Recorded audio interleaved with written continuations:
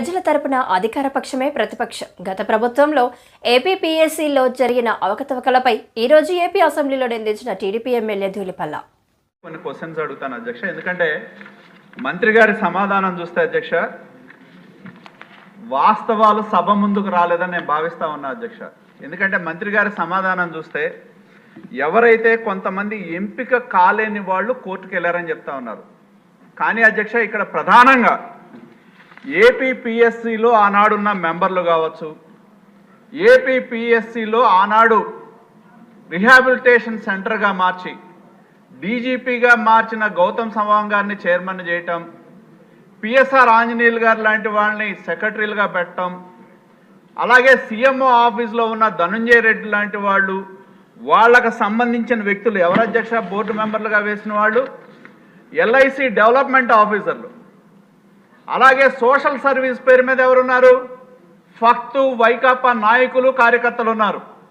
ఇటువంటి వాళ్ళని బోర్డు మెంబర్లుగా వేసి అధ్యక్ష మంత్రి గారిని నేను కోరేది ఒకటే, ఇక్కడేదో ఎంపిక కాలేని వాళ్ళు కోర్టుకు వెళ్ళటం కాదు. కోర్టుకు ఎందుకు వెళ్ళారు అధ్యక్ష? ఇందాక మంత్రి గారి సమాధానం 2018లో ఇచ్చిన నోటిఫికేషన్ ప్రకారం కన్వెన్షన్ మోడ్లో జరగాల్సిన పేపర్లు దిద్దటం అనేది డిజిటల్ ఎవాల్యుయేషన్ చేశారు అనే దాని మీద కోర్టుకు వెళ్ళారు అధ్యక్ష. కోర్టుకు వెళ్తే కోర్టు ఏం చెప్పింది, మీరు నోటిఫికేషన్ అనేది కన్వెన్షన్ మోడ్లో చేస్తామని చెప్పారు కాబట్టి డిజిటల్ ఎవాల్యుయేషన్ చేయటం కరెక్ట్ కాదు, మీరు కన్వెన్షన్ మోడ్లో మాన్యువల్ ఎవాల్యుయేషన్ చేయమన్నారు అధ్యక్ష. మాన్యువల్ ఎవాల్యుయేషన్ చేస్తే అధ్యక్ష తర్వాత ఎంత మ్యానిపులేషన్ అంటే ప్రభుత్వం ఏపీపీఎస్సీ పనితీరుకు నిదర్శనం అధ్యక్ష. మాన్యువల్ ఎవాల్యుయేషన్ చేయమని చెప్పి కోర్టు ఆదేశం ఇచ్చి దానిలో 1/10/2021 ఆదేశం ఇస్తే అధ్యక్ష ఎన్ని నెలల్లోపు చేయమన్నారు? 3 నెలల్లోపు చేయమన్నారు అధ్యక్ష. కోర్టు జడ్జిమెంట్ కోర్టులో కామెంట్ చేశారు అధ్యక్ష, changes in the rules of game after game was started. ఆట మొదలు పెట్టిన తర్వాత రూల్స్ మార్చుకోవడం, మనకు కావాల్సిన వాడికి ఉద్యోగాలు ఇవ్వాలని, మనకు కావాల్సిన వాడికి అపాయింట్మెంట్లు ఇవ్వాలని, ఇటువంటివన్నీ కూడా చేయటం మూలాన ఏదైతే నోటిఫికేషన్లో వచ్చిన దానికి విరుద్ధంగా వెళ్ళారు. ఆ విధంగా చేశారా? నోటిఫికేషన్లో కన్వెన్షనల్ మోడ్లో మాన్యువల్గా చేయాల్సింది డిజిటల్ మోడ్లో ఎందుకు చేశారని చెప్పి నేను మంత్రి గారిని అడుగుతా ఉన్నా అధ్యక్ష. కోర్టు ఆదేశం వచ్చిన తర్వాత మళ్ళీ మాన్యువల్ చేశారు అధ్యక్ష. ఇక్కడ మీరు ఒక్క క్షణం మనం ఆంధ్రప్రదేశ్ ప్రజలు కానీ సభ్యులుగా మనం ఆలోచించాల్సింది ఏంటంటే అధ్యక్ష, కోర్టు వచ్చిన తర్వాత మాన్యువల్ ఎవాల్యుయేషన్ చేస్తే మీరు ఒక్కసారి రిజల్ట్స్ చూస్తే అధ్యక్ష ఫైనల్ ఎగ్జామ్లో 326 మందిని సెలెక్ట్ చేశారు డిజిటల్ ఎవాల్యుయేషన్లో. దాన్నే మాన్యువల్ ఎవాల్యుయేషన్లో చేస్తే అధ్యక్ష 326 మందిలో ఎవరైతే డిజిటల్ ఎవాల్యుయేషన్లో సెలెక్ట్ అయ్యారో దానిలో 202 మందికి ఎలిజిబిలిటీ రాలా. ఒకటి అంటే 60%కి రానప్పుడు ఏం చేయాలి? రీవెరిఫికేషన్ చేయాలి, చేయలే. అదేవిధంగా అధ్యక్ష మనం తెలుగు గురించి మాట్లాడతాం, తెలుగు భాష గురించి మాట్లాడతాం, కానీ ఎవరైతే దానిలో క్వాలిఫై కాలేదో 80% మంది అంటే 326 మందిలో 62% మంది మాన్యువల్గా చేస్తే డిజిటల్లో అయ్యారు, మాన్యువల్ కాల. అలాగే ఎవరైతే మొదట తెలుగులో 326 మందిలో సెలెక్ట్ అయ్యారో 80% మంది మాన్యువల్ ఎవాల్యుయేషన్లో సెలెక్ట్ కాల. అంటే దీని అర్థం ఏంటి అధ్యక్ష?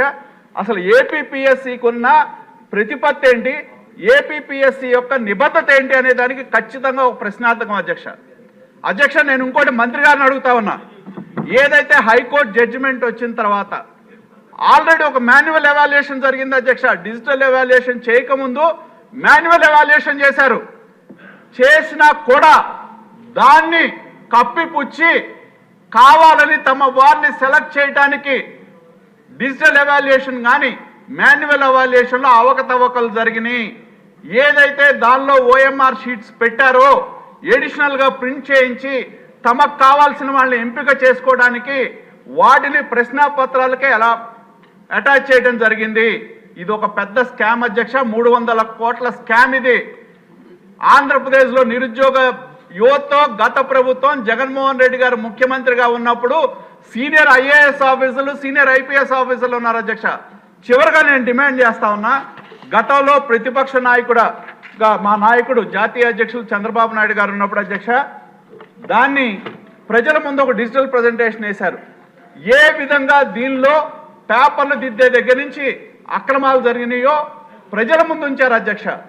మరి ఆ రోజు మేము డిమాండ్ చేశాం, ఎందుకంటే సీనియర్ ఐపీఎస్ ఆఫీసర్లు ఉన్నారు, తర్వాత ఏపీపీఎస్సీ సెక్రటరీగా ఉన్న ఆయన ఇంటెలిజెన్స్ డీజీ అయ్యాడు, ఇటువంటి సీనియర్ ఆఫీసర్స్ ఇన్వాల్వ్ అయ్యారు కాబట్టి సిబిఐ ఎంక్వైరీ కావాలని చెప్పి ఆ రోజు మా నాయకుడు చంద్రబాబు నాయుడు గారు ప్రజెంటేషన్ ముందు వేస్తూ కోరటం జరిగింది అధ్యక్ష.